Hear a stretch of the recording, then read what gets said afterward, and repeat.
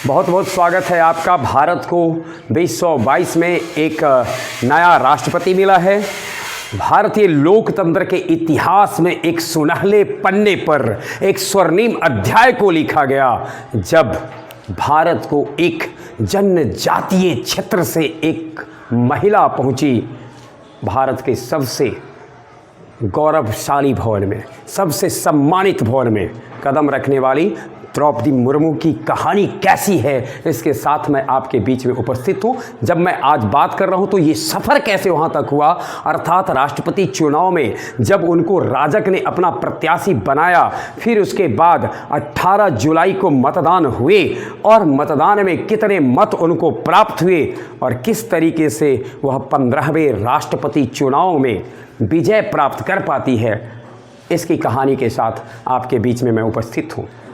सबसे पहले हम जानना चाहते हैं राष्ट्रपति चुनाव का जो निर्वाचक मंडल होता है, अनुच्छेद 54 जब उसकी बात करता है तो उसके अनुसार लोकसभा, राज्यसभा अर्थात दोनों सदनों के निर्वाचित सदस्य, ध्यान में रखना है, दोनों सदनों के निर्वाचित सदस्य, साथ ही भारत एक राज्यों का संघ है, राज्य के साथ साथ इसमें केंद्र शासित प्रदेश हैं, तो राज्य विधानसभा के निर्वाचित सदस्य और साथ ही केंद्र शासित प्रदेश जिनमें विधानसभा हैं उनके निर्वाचित सदस्य, अब जैसे पुडुचेरी, इनके राज्य विधानसभा के निर्वाचित सदस्य वोटर लिस्ट में उनका नाम होता है, ये वोट डालने का अधिकार रखते हैं। एक बार फिर से देख लें, लोकसभा, राज्यसभा, राज्य की विधानसभा, केंद्र शासित प्रदेश की विधानसभा के निर्वाचित सदस्य भाग लेते हैं। सबसे पहले हम नज़र डालते हैं लोकसभा और राज्यसभा पर वर्तमान में स्थिति क्या है। तो वर्तमान में जब हम लोकसभा और राज्यसभा की बात करें तो 543 सदस्य लोकसभा के निर्वाचित हैं। ये लोकसभा के निर्वाचित सदस्य हैं 543। 233 सदस्य राज्यसभा के हैं निर्वाचित। गौरतलब हो, राज्यसभा के 245 सदस्य में से 12 सदस्यों का मनोनयन होता है और हम मनोनीत सदस्य की बात नहीं करते, क्योंकि राज्यसभा जो राष्ट्रपति चुनाव के लिए जो इलेक्टोरल कॉलेज बनता है उसमें राज्यसभा के मनोनीत सदस्य सम्मिलित नहीं हो पाते। तो 233 और 543 जोड़ देते हैं 776। इन 776 में 13 वोट नहीं डाल पाते हैं किसी कारण से, तो वोट पड़ते हैं 776 में से राष्ट्रपति चुनाव में वोटिंग करते हैं 763। इन 63 में से 763 में से 15 के वोट अवैध हो जाते हैं। ध्यान में रखना है, 776 वोटर लिस्ट में नाम है सांसदों का, 763 वोट डाल पाते हैं, 15 अवैध हो जाते हैं, वोट जो गिरते हैं, अब 15 माइनस कर दें अवैध का तो 748।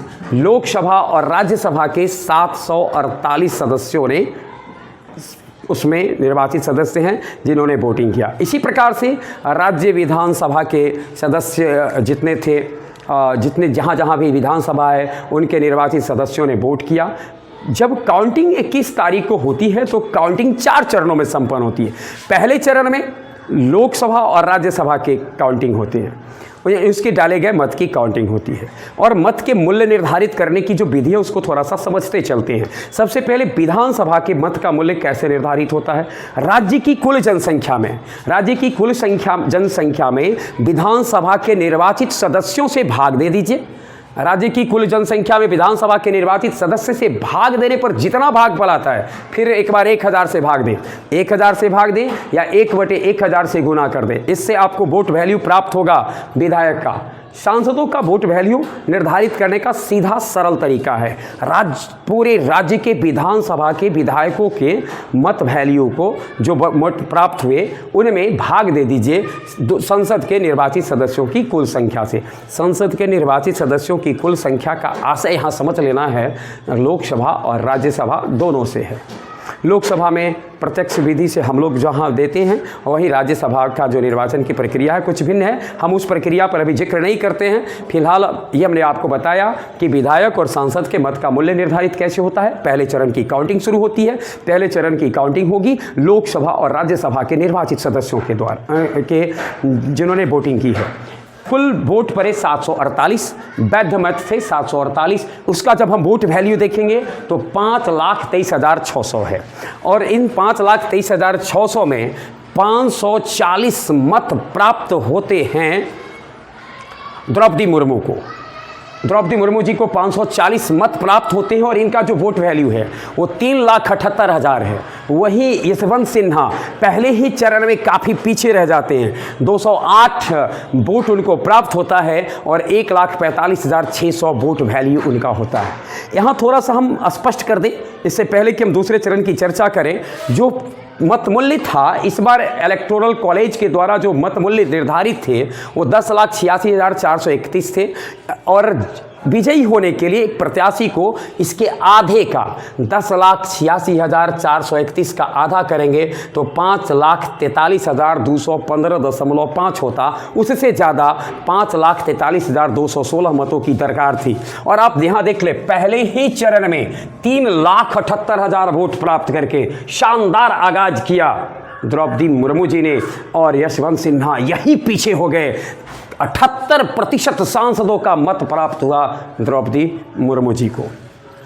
दूसरे चरण की बात हो, चुनाव आयोग ने दूसरे चरण की गणना, चतुर्थ चरण की जो मत गणना हुई इसके लिए अल्फ़ाबेटिकल ऑर्डर का सहारा लिया। अल्फ़ाबेटिकल ऑर्डर में क्या था, सबसे पहला यानी दूसरे चरण में ए से जे अर्थात भारत के जिन राज्यों के नाम ए से शुरू होकर जे के बीच में होंगे उनको रखा अपने पहले लिस्ट में। ए से शुरू होने वाले आंध्र प्रदेश, अरुणाचल प्रदेश, असम, ट्रिपल ए भारत में है। ए आंध्रा, अरुणाचल, असम, उसके बाद बिहार है, छत्तीसगढ़ है, गोवा है, गुजरात है, हरियाणा है, हिमाचल प्रदेश है, झारखंड है। ध्यान में रखना है अल्फ़ाबेटिकल ऑर्डर में दूसरे चरण की मतगणना होती है। इसके विधानसभा के सदस्यों के जो कुल वैध मत थे वो 1138 थे, यानी 1138 मत जो डाले गए थे वो वैध पाए गए इन राज्यों के विधानसभा के।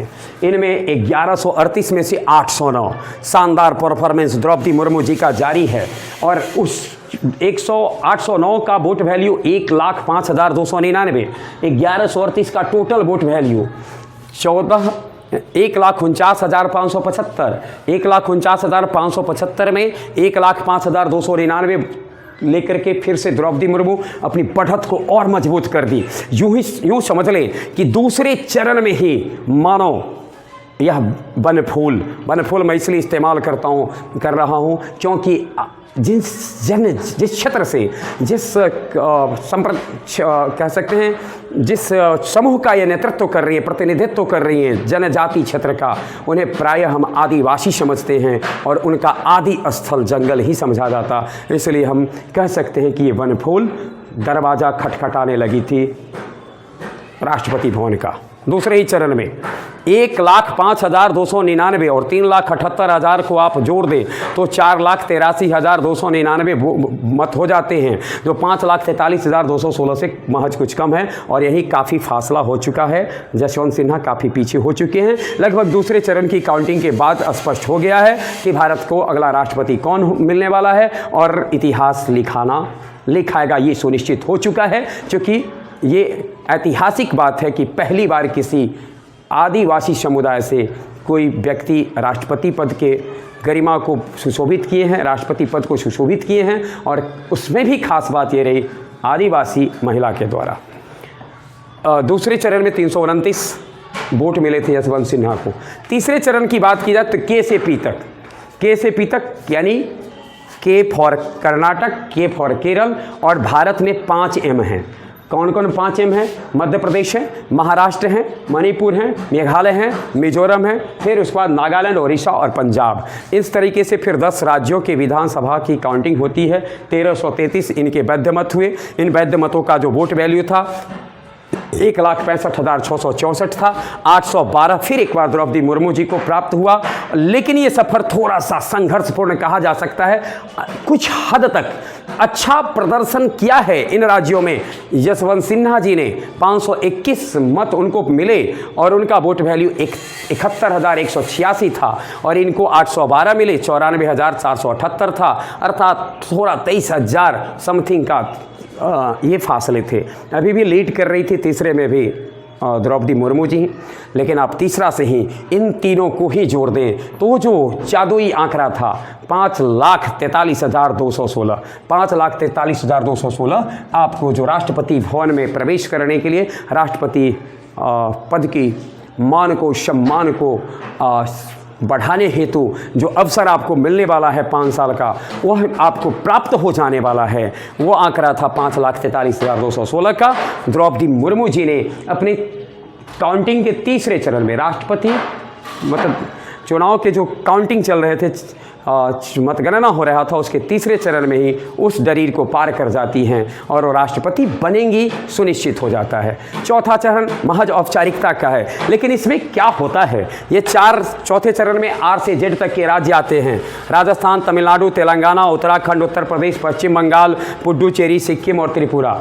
इस चौथे चरण में जो राज्य आते हैं, यहाँ 1482 मत हैं, 2,18,141 है। और ये चौथा चरण ऐसा चरण रहा जिसमें यशवंत सिन्हा द्रौपदी मुर्मू पर भारी पड़े। द्रौपदी मुर्मू जी पर भारी तो पड़े, लेकिन शायद इन्हीं स्थितियों के लिए कहावत है, का बरसा जब कृषि सुखानी, दूर हो चुका था सफ़र, काफ़ी आगे निकल चुकी थी मुर्मू जी और काफ़ी पीछे छूट चुके थे यशवंत सिन्हा। जरूर इन्होंने बढ़त कायम की, लेकिन बढ़त उन फासले को पाट न सकी जिससे यह राष्ट्रपति भवन की दहलीज तक पहुंच पाते। और इस तरह से 99,026 मत इस चौथे चरण की मतगणना में प्राप्त हुआ द्रौपदी मुर्मू जी को। 1,19,115 मत प्राप्त हुआ यशवंत सिन्हा को। मत मूल्य की दृष्टि से मत तो 819 मिले थे, उसका मत मूल्य इतना था। इनको 663 मत मिले थे, मत मूल्य इतना था। एक नज़र अगर हम पूरे पर डालेंगे, कुल जो वैध मत पड़े वो 4701 थे। 4701 में 10,86,431 इसका वोट वैल्यू था। 5,43,216 विजयी होने के लिए आवश्यक मत मूल्य चाहिए थे और 6,76,803 मतों के साथ विजयश्री को अपने पास ला पाने में सफल रही द्रौपदी मुर्मू जी। विजयश्री का जो माला था वो द्रौपदी मुर्मू जी के गले में डाला जाता है और इस प्रकार से वो इतिहास बना पाने में सफल रही। इस चुनाव के लिए जो खास बातें रही है, थोड़ा सा उसे भी हम जानते चले। सबसे खास बात ये थी, 3 ऐसे राज्य थे जिसमें यशवंत सिन्हा को एक मत भी प्राप्त नहीं हुआ, अर्थात वहाँ जो मत पड़े उसमें कोई मत उनको नहीं मिला। इसे हम इस रूप में देख सकते हैं, NAS, नागालैंड, आंध्र प्रदेश, सिक्किम। तो इसे नास कहिए, यानी किन के दृष्टिकोण, यशवंत सिन्हा के दृष्टिकोण से नास था। वही पलट करके देखे तो शान था मुर्मू जी के लिए। अर्थात इसमें यानी सिक्किम में 59 विधानसभा के 59 जो हैं, सारे के सारे वोट इनको ही मिलते हैं। नागालैंड के सारे वोट इन्हें मिलते हैं। आंध्र प्रदेश में जितने भी वोट डाले गए वो इनको ही मिलते हैं। और द्रौपदी मुर्मू जी ने भारत के हर विधानसभा में हुए जो वोटिंग हुई उसमें खाता खोला, लेकिन सबसे कठिन डगर मुर्मू जी के लिए कौन सा राज्य रहा? वह कौन सा राज्य था जहां मुर्मू जी को खाता खोलने में बड़ी मशक्कत करनी पड़ी? वो था केरल। केरल में जो 143 वोट डाले गए उनमें केवल एक वोट मिला द्रौपदी मुर्मू जी को। तो खास रहा, केरल में ज़्यादा वोट जरूर ला पाने में सफल रही यशवंत सिन्हा और द्रौपदी मुर्मू जी को कुछ विशेष नहीं मिला, परंतु द्रौपदी मुर्मू जी भारत के सभी राज्यों में अच्छा प्रदर्शन करने के साथ राष्ट्रपति बन चुकी हैं। आने वाले समय में 25 जुलाई को उनका शपथ ग्रहण होने वाला है और इसके साथ ही भारत को एक ऐतिहासिक क्षण मिला है। अब ये देखना है, इस पद जो ही उनको विजयश्री मिला तो उन्होंने एक बात बहुत सहजता से, सरलता से स्वीकारा कि हे भारत, तुमने मुझ पर भरोसा किया है, तूने मेरे मान को कम होने नहीं दिया है। मैं कभी भी देश की मान पर थोड़ा सा भी मान आन पर आँच नहीं आने दूंगी। विश्वास है इस पद को वो सुशोभित करेंगी और यह पद पहले से ही जो सम्मानित है उसके मान को और सुंदर ताज मिलेगा। अपेक्षा के साथ बहुत बहुत धन्यवाद।